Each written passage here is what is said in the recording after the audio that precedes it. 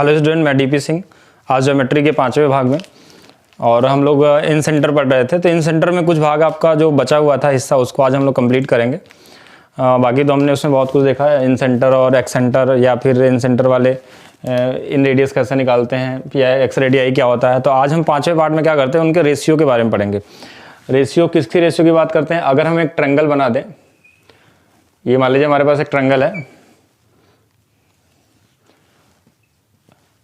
और हमने ये पढ़ा था कि अगर इसमें हम एंगल बाई सेक्टर बनाते हैं, अगर एंगल बाई सेक्टर क्या होता है? वर्टेक्स से एक ऐसी लाइन खींचनी है हमको जो वर्टेक्स वाले एंगल को दो बराबर भागों में क्या कर देता है? डिवाइड कर देता है। तो ये हमारा क्या होता है? Angle by sector.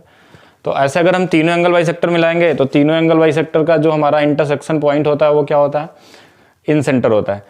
तो हमने इन सेंटर के बारे में तो पढ़ा था, लेकिन इसमें कुछ हिस्सा मैंने छोड़ दिया था कि हम लास्ट में करेंगे इसको, वो हिस्सा देखते हैं पहले। तो ये हमारा क्या है, अगर आई मान लेते हैं इसको, या ओ मान लेते हैं, वो ज़्यादा अच्छा लगेगा, ठीक है।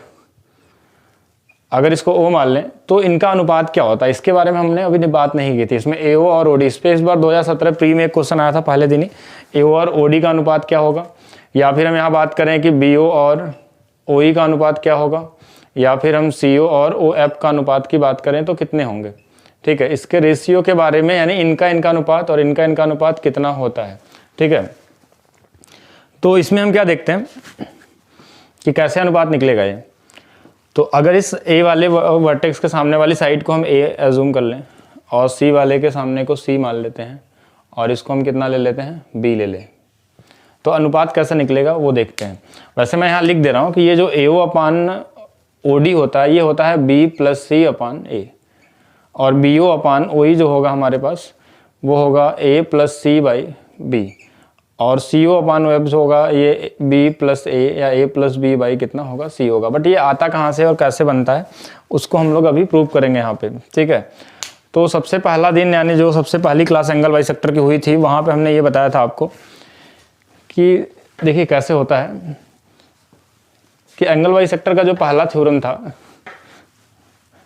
कि अगर हम किसी ट्रायंगल में एंगल बाई सेक्टर बनाते हैं, ठीक है, एंगल बाई सेक्टर अगर आप बनाते हैं तो एंगल बाई सेक्टर में हमने ये पढ़ाया था सबसे पहले दिन कि अगर आप एंगल बाई सेक्टर बनाते हैं, ये मान लीजिए हमारे पास एंगल बाई सेक्टर है और एंगल बाई सेक्टर है, तो हमने ये बताया था कि जो ए बी और ए सी का अनुपात होगा, ए बी और ए सी यानी इन दोनों भुजाओं का अनुपात, और जहाँ से हम जिस वर्टेक्स से बनाते हैं ये अनुपात ही बी डी और डी सी का भी होता है। बी डी और डी सी मतलब ये दोनों का अनुपात, ठीक है। अगर मान लीजिए ये वाला सी है और ये वाला कितना है? बी है, तो ये भी सी और किस अनुपात में होंगे? डी में। ये एक्चुअल वैल्यू बराबर नहीं होती, सिर्फ अनुपात इनका क्या होते हैं? सी और बी के अनुपात में होते हैं। अब आपको ये सीखना है इसमें कि ये तो हमने सीख लिया था और ये भी प्रूव किया था कि कहाँ से बनता है, कैसे आया था। ये सिमिलरिटी से भी हमने लगाया था, साइन रूल से भी इसको हमने प्रूव करके बताया था कैसे ये रेशियो आया था, ठीक है। अब इस रेशियो के हेल्प से हम आगे क्वेश्चन को सॉल्व करेंगे।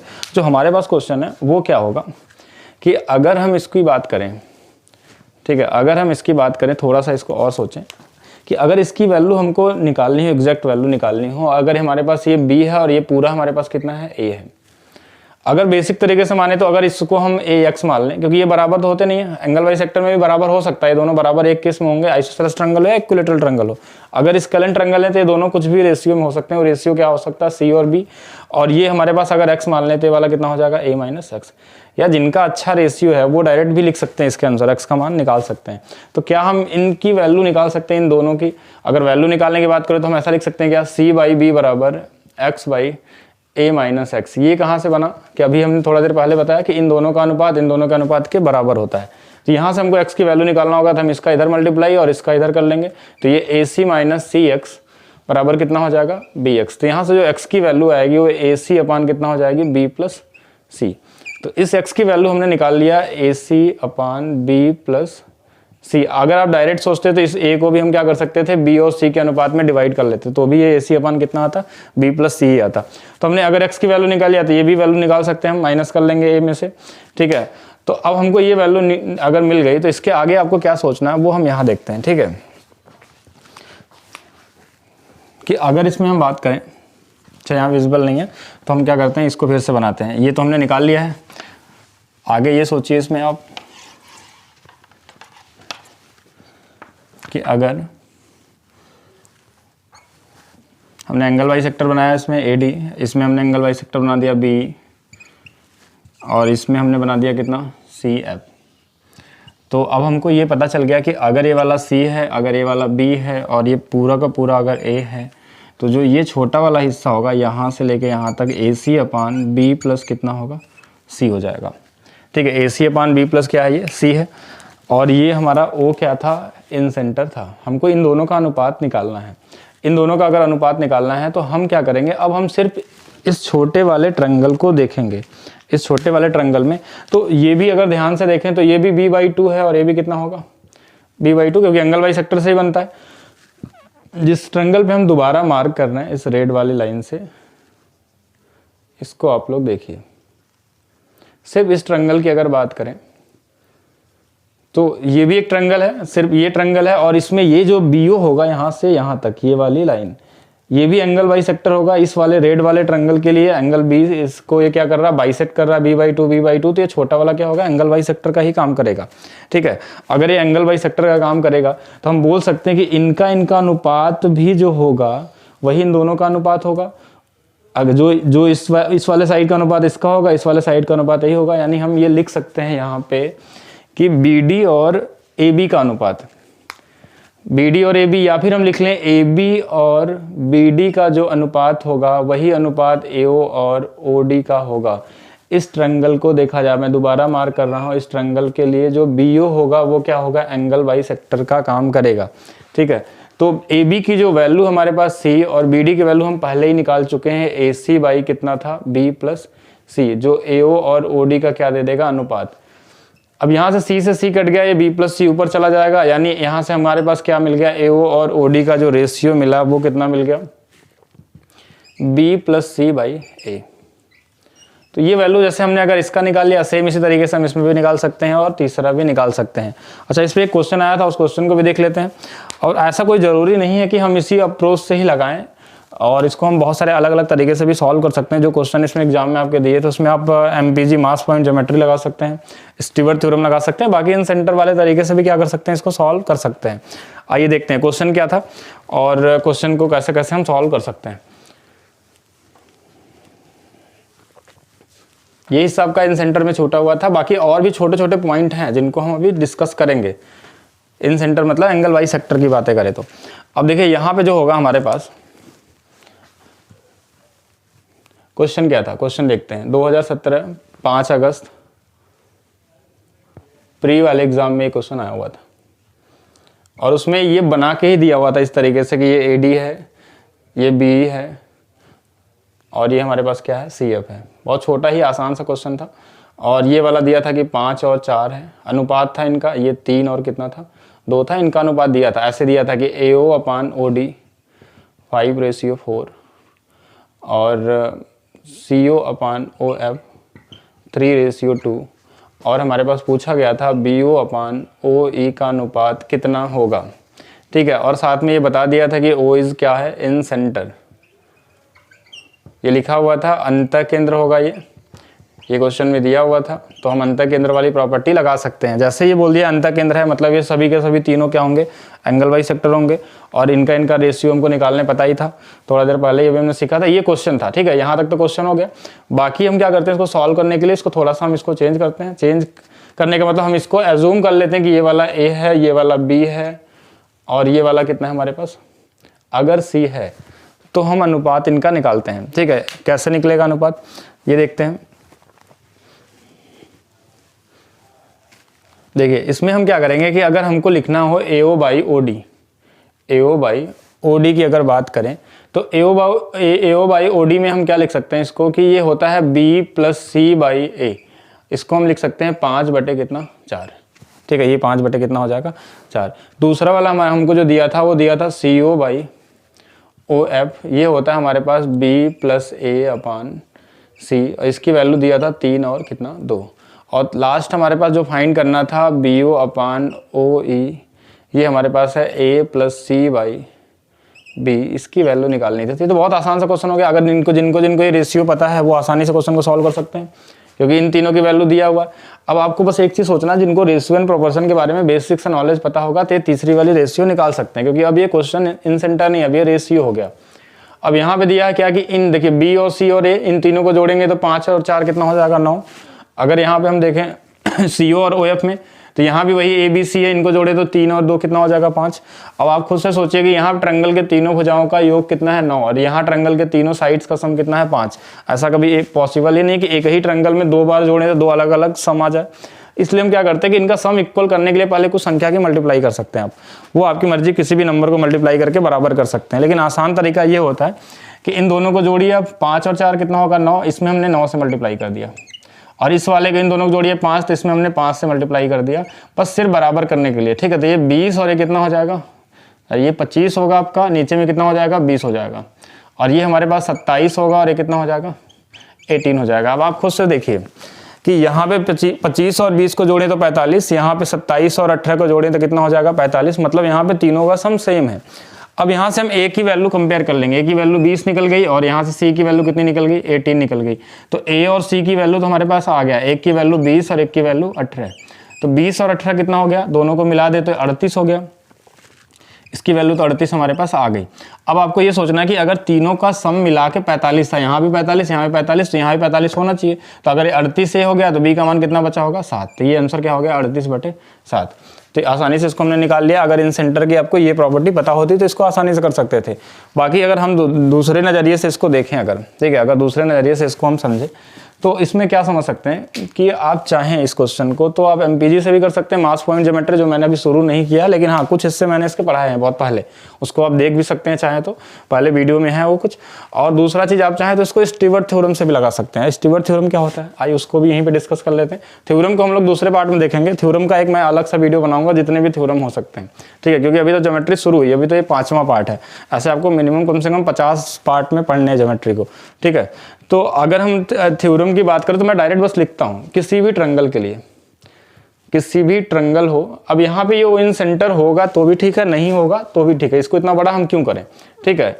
इसीलिए मैंने बताया था कि थ्योरम मैं इसलिए पढ़ाऊंगा कि आप बहुत सारे क्वेश्चनों को क्या कर सकते हैं, आसान बना सकते हैं। अब यहाँ जो लोग इन सेंटर्स पढ़े होंगे तो भी इसको करने में बहुत सारा समय लगा होगा।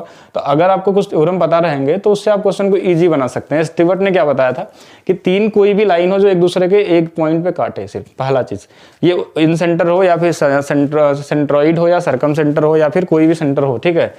तो बस तीनों लाइन काटने चाहिए, ऐसा कोई कंडीशन नहीं। इनको हम बोल सकते हैं सेवियन। सेवियन मतलब बस कोई भी एक वर्टेक्स से लाइन जो सामने वाले भुजा पे जाके मिल जाए, उसको हम क्या बोलते हैं सेवियन। और जहां तीनों सेवियन काटेगा वो कोई भी पॉइंट हो सकता है इन सेंटर भी हो सकता, नहीं भी हो। तो ये सभी ट्रायंगल के लिए एप्लीकेबल होगा। क्या स्टीवर्ट ने बताया था कि ये जो नीचे वाला डिस्टेंस है बॉटम वाला, इसका ये हमारे पास कितना है ओडी है। इसको हम नेक्स्ट पार्ट में प्रूव भी करेंगे कैसे आता है ये, ठीक है। ये ओडी ले लें और टोटल देखें हम पूरा, हमारे पास पूरा कितना है एडी, टॉप अपॉन टोटल। दूसरा हिस्सा क्या होगा हमारे पास, ये छोटा वाला हिस्सा कितना है ओ एफ। अगर हम ओ एफ ले लें तो हमारे पास टोटल कितना बचेगा, यहाँ पे सी एफ बचेगा। इसके बाद तीसरा क्या बचा, अगर हम इस ओ ई को ले लें तो ओ ई अपान कितना हमारे पास बी ई, ओ ई अपान कितना बी। इन तीनों का सम 1 होता है। अगर यही टॉप लिए होते और टोटल लिए होते तो सम 2 आता, ठीक है। उसको भी हम देखेंगे कैसे होगा। इन तीनों का सम अगर 2 है और हमको ये दिया था क्वेश्चन में 5 और 4, ये दिया था 3 और कितना 2, तो हम इसको आसानी से बना सकते हैं कि ये तो 4 और ये टोटल कितना है हमारे पास 9। और ये हमारे पास ओ एफ की वैल्यू कितनी है, हमारे पास ओ एफ की वैल्यू 2 है, टोटल 5 है। हमको सिर्फ ओ ई अपान बी ई निकाल देना है यहाँ से, ये डायरेक्ट आपका क्या निकल जाएगा, आंसर आ जाएगा।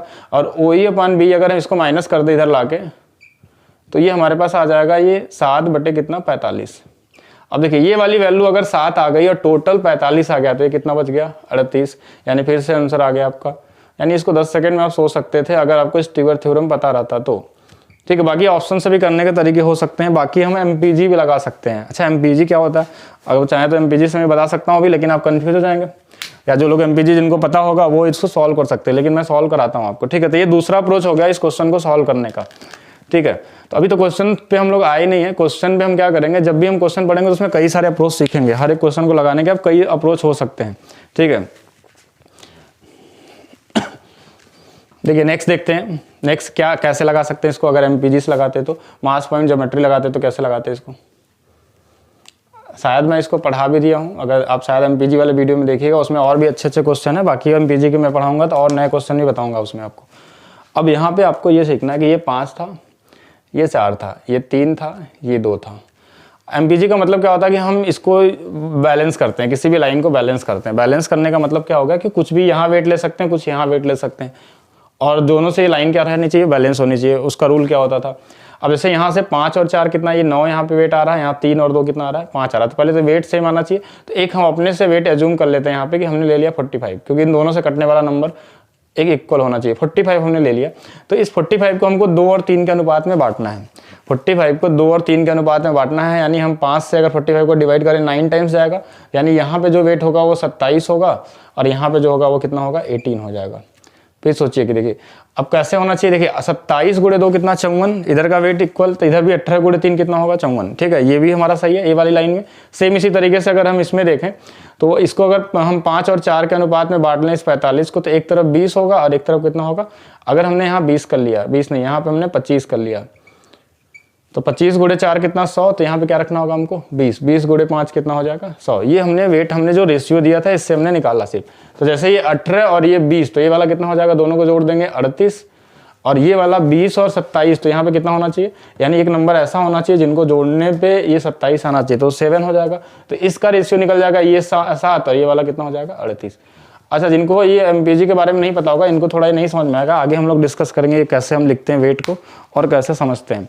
तो यहाँ पे सिर्फ एक छोटा सा ये अप्रोच था। एंगल बाई सेक्टर में एक चीज़ हमने नहीं पढ़ा था, बाकी एक और टॉपिक में बता देता हूँ एंगल बाई सेक्टर का। यानी सबसे बेसिक क्वेश्चन जहाँ से बनते हैं एसएससी के प्री लेवल में, या कहीं भी आपको मिल सकता है उसका यूज़। अच्छा, ये पार्ट आपको इसीलिए बताया गया था, जो जो एंगल बाई सेक्टर में चीज़ें नहीं बताई गई हैं उसके लिए हमने इसको बनाया। आगे हम लोग इसमें क्या स्टार्ट करेंगे, मीडियन शुरू करने वाले हैं, और मीडियन का पार्ट बहुत सारे हो सकते हैं, उसमें कम से कम मिनिमम 6 से 7 पार्ट में क्वेश्चन बनेंगे, सिर्फ कॉन्सेप्ट बनेंगे, क्वेश्चन तो अलग से करेंगे हम लोग। अब यहाँ पे देखा जाए दूसरा हिस्सा एक और देखते हैं हम लोग, कुछ ऐसा भी क्वेश्चन हो जाते हैं कभी कुछ चीज़ें ईजी वाले भी आपको पढ़नी है, ठीक है, जो बहुत आसान होती हैं। मान लीजिए किसी ट्रायंगल में हमने क्या किया, एक हाइट बना दिया, ठीक है, एक हाइट बना दिया, और इसी ट्रायंगल में एक हमने एंगल बाई सेक्टर भी बना दिया। तो हमारे पास जो ए है वो परपेंडिकुलर है किस पे, बीसी पे। ए परपेंडिकुलर बीसी पे है, और एडी को हमने बताया कि एडी हमारे पास कितना है, एंगल बाई सेक्टर। एडी क्या हमारे पास, एंगल बाई सेक्टर है। तो एंगल बाई सेक्टर की प्रॉपर्टी क्या होती है कि इस एंगल को बाइसेक्ट कर देगा, यानी ये a/2 होगा, तो ये भी कितना होगा, a/2 होगा, पहला चीज़। दूसरा, इसमें पूछा क्या था, इन दोनों के बीच का एंगल, इन दोनों के, अच्छा ये कहीं भी हो सकता है, इधर भी हो सकता है, ये इधर भी हो सकता है, वो डिपेंड करता है ट्रायंगल के ऊपर कि कैसा ट्रायंगल है। इन दोनों के बीच का एंगल, यानी एंगल आपसे क्या पूछा जाता है, एडी। कभी कभी एसएससी में क्वेश्चन इससे पूछे भी गए हैं और बन भी सकते हैं। तो अगर इस थीटा की वैल्यू हमको निकालनी है, तो अगर हम इसकी बात करें तो ये 90 है, और ये वाला हमारे पास कितना है, ये वाला अगर हमारे पास c है, ये c होगा, और ये वाला हमारे पास कितना है, a/2 है, सिर्फ ये वाला कितना है, a/2। अगर ये a/2 है और ये c है, तो ये कितना हो जाएगा, इस ट्रायंगल का ये एक्सटीरियर एंगल है, इस वाले ट्रायंगल का ये हमारे पास एक्सटीरियर एंगल होगा, यानी ये एक होगा हमारे पास a/2 प्लस c।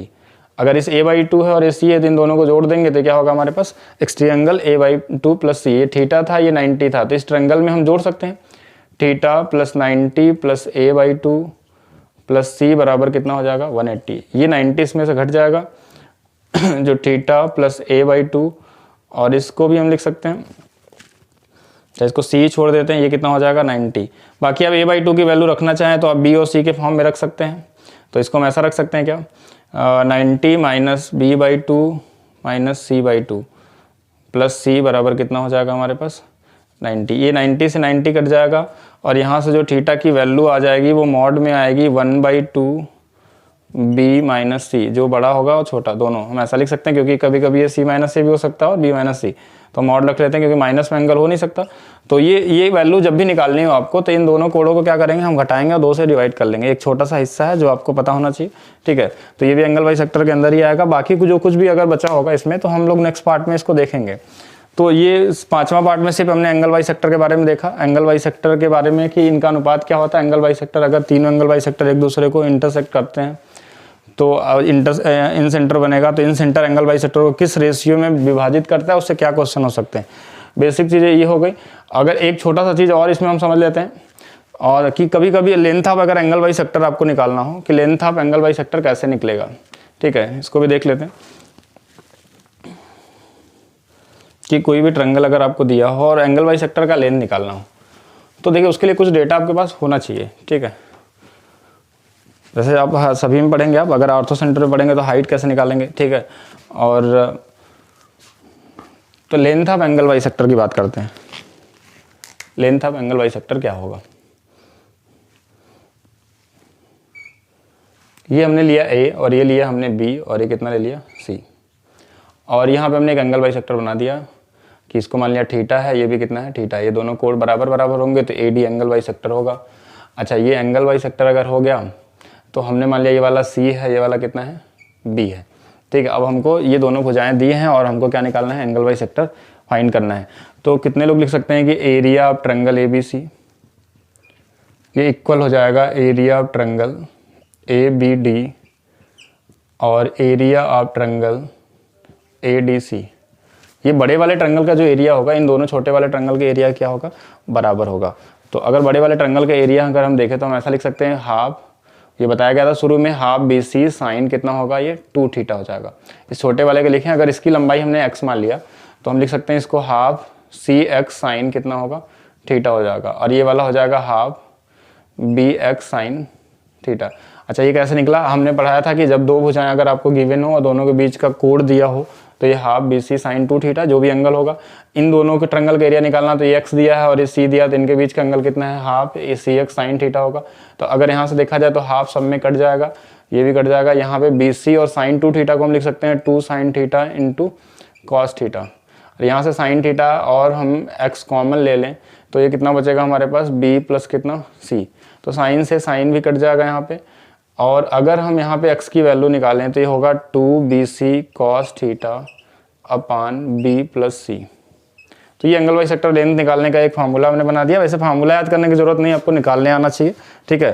तो कैसे बनता है, क्योंकि कोई भी डेटा दे सकता है तो फार्मूला तो हमेशा याद नहीं रह सकता, हाँ, लेकिन कैसे किस तरीके से हमने निकाला इस कॉन्सेप्ट को आपको यहाँ पे सीखना है। तो ये 2BC अपान क्या होगा, 2BC cos theta upon B plus C है, यानी ये दोनों अगर भुजाएं दी हों और बीच का कोण दिया हो और एंगल बाई सेक्टर की लेंथ निकालनी हो तो हम यहाँ से फाइंड कर सकते हैं, ठीक है। तो आज इस पार्ट में हम लोग इतना ही पढ़ते हैं, बाकी हम लोग नेक्स्ट पार्ट में हम लोग मीडियन शुरू करेंगे और मीडियन के बारे में सीखेंगे कि मीडियन क्या होता है और उससे क्या क्या प्रॉपर्टी हो सकती है। जैसे इससे बहुत ज़्यादा है मीडियन के बारे में, मीडियन एक इंपॉर्टेंट टॉपिक है, तो नेक्स्ट पार्ट में हम क्या करेंगे, मीडियन के बारे में पढ़ेंगे। Okay, thank you.